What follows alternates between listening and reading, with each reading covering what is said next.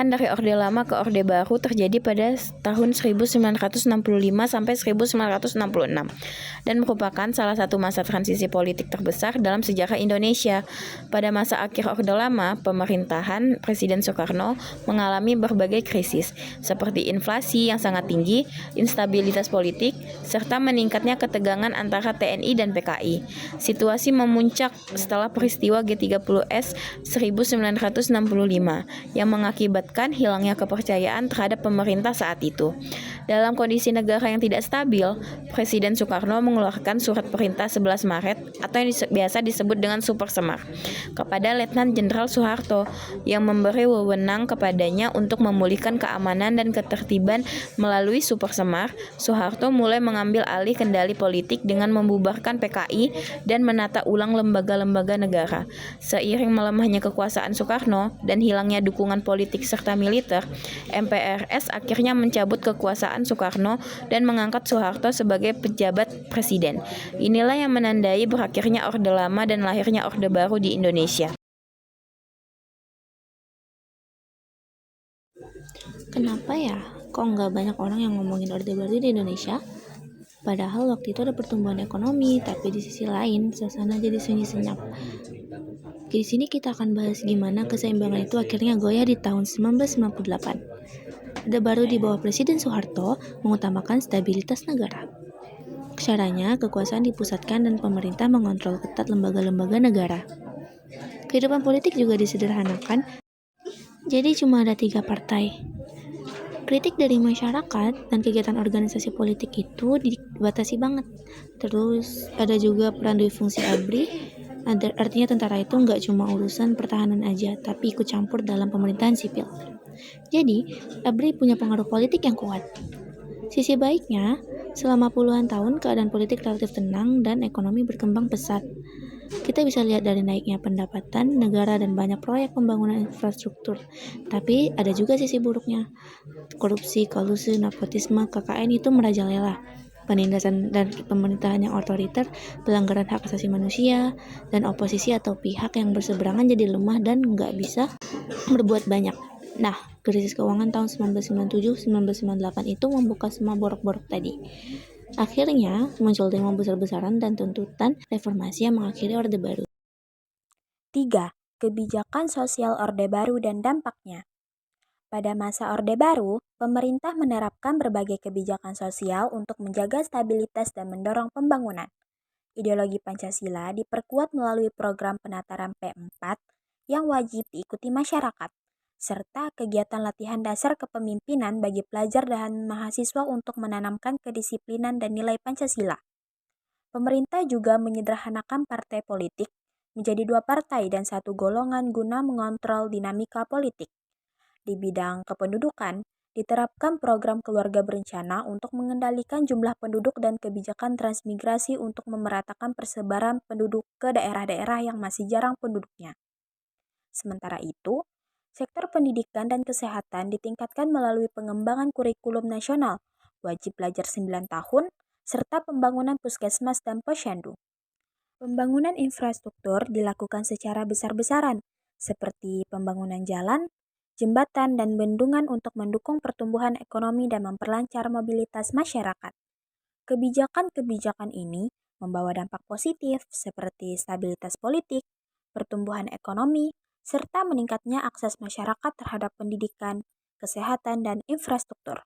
Namun, muncul pula dampak negatif, antara lain kesenjangan sosial akibat pembangunan yang tidak merata, pembatasan kebebasan berpendapat, berkembangnya korupsi, kolusi, dan nepotisme, serta trauma sosial akibat kebijakan anti-komunis yang keras.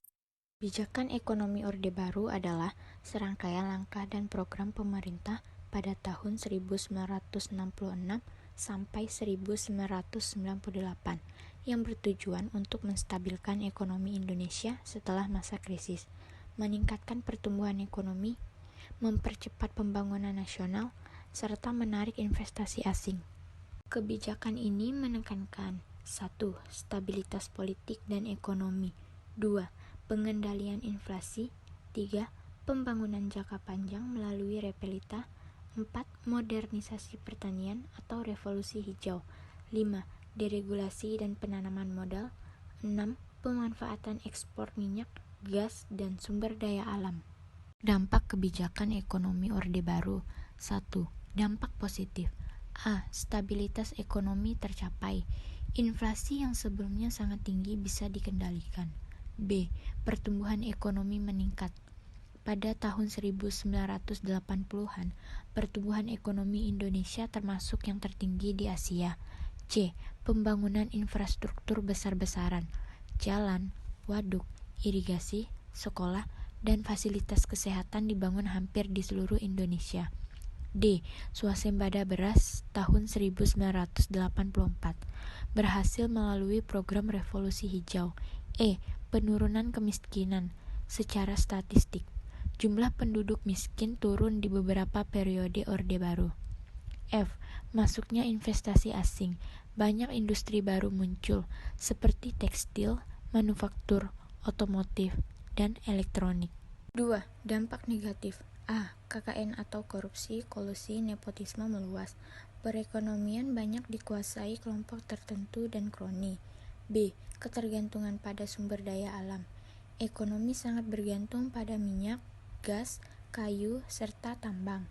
C. Kerusakan lingkungan, penebangan hutan, eksploitasi tambang, dan pencemaran meningkat. D. Krisis 1997 menghancurkan ekonomi. Pondasi ekonomi tidak kuat sehingga tidak mampu bertahan ketika krisis moneter Asia terjadi. Undang-undang yang dibuat cenderung memperkuat wewenang negara, sementara kritik terhadap pemerintah sering dianggap sebagai ancaman. Meskipun pembangunan ekonomi berkembang, penegakan hukum pada masa ini cenderung represif dan kurang menjamin keadilan bagi masyarakat. Pada masa Orde Baru, kebijakan hukum lebih berfokus pada stabilitas dan penguatan kekuasaan pemerintah. Hukum tidak berjalan secara independen karena banyak dipengaruhi kepentingan politik penguasa. Pemerintah membatasi kebebasan berpendapat, mengawasi media, serta menggunakan militer untuk menjaga kontrol sosial dan politik.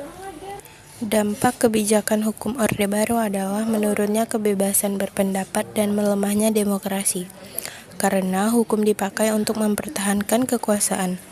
Penegakan hukum tidak adil karena dipengaruhi kepentingan pemerintah dan militer, sehingga kepercayaan masyarakat terhadap hukum menurun.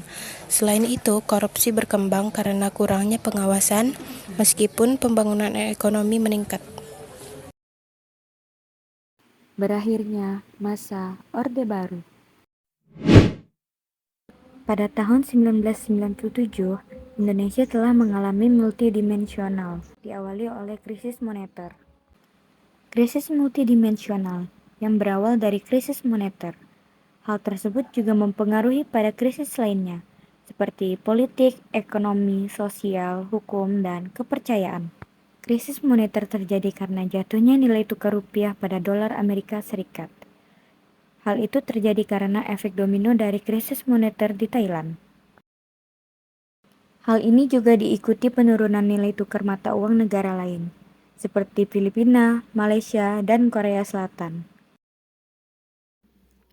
Dalam krisis ekonomi, pemerintahan Orde Baru menumpuk utang yang sangat besar kepada lembaga keuangan internasional. Investor asing masuk dengan pesat hingga mematikan investor dalam negeri.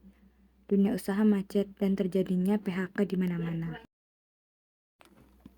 Pada masa itu, persediaan barang kebutuhan pokok mengalami kelangkaan, hingga harga sembako meningkat secara drastis dan memicu kepanikan masyarakat.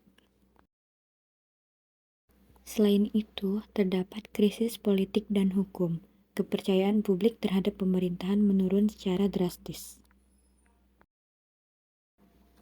Peran mahasiswa dan protes publik. Gerakan mahasiswa menjadi salah satu pendorong penting dalam runtuhnya rezim Orde Baru. Tuntutan reformasi mencangkup perubahan struktural seperti penghapusan korupsi, kolusi, dan nepotisme atau KKN, serta penegakan supremasi hukum. Puncak terjadinya kerusuhan dan demonstrasi terjadi sekitar Mei 1998. Pada 21 Mei 1998, Soeharto akhirnya mengundurkan diri dari jabatan presiden, menandai secara resmi berakhirnya Orde Baru dan permulaan era reformasi. Tuntutan perubahan sistem pemerintahan menjadi nyata. Banyak orang berharap reformasi akan membawa transparansi, demokrasi yang lebih kuat, dan pemerintahan yang lebih adil kepada masyarakat.